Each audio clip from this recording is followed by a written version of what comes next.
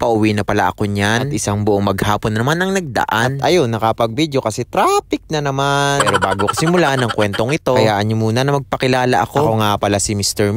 Isang hamak na gwapo. Sa mata lang ng asawa ko, wala namang special sa araw na to. At ipapakita ko lang ang pag-uwi ko. Medyo malayo nga ang aking napagparkingan. Ang ibig sabihin nun ay malayo rin ang aking lalakaran. Kaya naman, sa daan ako yung magpapakit na lang. Ang kagandahan pala dito sa amin ay accessible lahat sa bilihin. Kung ano-anong abubot sa bahay, grocery, gamit sa sasakyan, at iba-ibang lasa ng pagkain ay matitikman. Accessible din dito sa mga meat shops. Ayun, ma-share ko lang. At bago nga umuwi ng bahay, ay dumaan muna ako dito sa hypermarket. Sa totoo lang ay pumasok din ng walang idea kung anong bibilhin. Ang mahalaga at ang tinitingnan ay itong mga sale. Pero kailangan natin magtipid at marami tayong mga gastusin. Sobrang nakakatuwa lang. Itong shop na ito ay ka-open lang talaga. Nakatabing-katabi lang ng aming building at ang pagitan ay isang dipa. Kaya naman kung may kailangan kami tungkol sa mga bahay-bahay ay nandito na. Napaliko lang ng konti din at napasulyap. Yun naman. Ayun nga, sa huli naman talaga wala tayong nabili. Ayun nga, agad-agad na akong lumabas ng walang bit-bit. Kaya sa susunod na araw na lang, baka may masungkit. Katabi nga nito ang mobile shop at mga accessories. Gusto ko kasi magtingin na maaring bilhin para mas mapaganda ang aking service. I mean, yung quality ng boses ko sa video, ganon. Dahil syempre mahal ko kayong mga viewers ko. Hey, ka-sweet naman. Itingin pala ako ng mikropono para magamit dito sa aking pag-voice over. Kasi minsan mapapansin nyo kasama ang aking hininga sa boses ko. Pero actually, nagka-canvas pa lang ako para makapagtingin kung ano mga presyo. Pero syempre, dun tayo bibili sa pinakamababa ang bigay. Kaya naman, agad-agad akong lumabas at magtatanong na lang sa ibang shop. Pagkatapos nun, dun na mag-decide kung saan ako bibili. Kaya konting kembot lang ay talagang nasa building na ako. Sa mismong ilalim nito ay dito lang naman ako nagpapagupit. At kapag may free time na ay magpapatabas kasi talagang napakainit. At ayun nga, hindi nagtagal ay nakarating na ako dito sa aking room. Bukas ng pinto ay talagang nakakatuwa at ng mga damit ko ay nakatiklop na. Aking napansin ang aking kapatid ay naglinis pala. Tuwing weekend lang pala ako nagkakatime para maglinis. Pagkatapos ng trabaho, magluluto tapos mag-e-edit pa ako. Kaya naman ako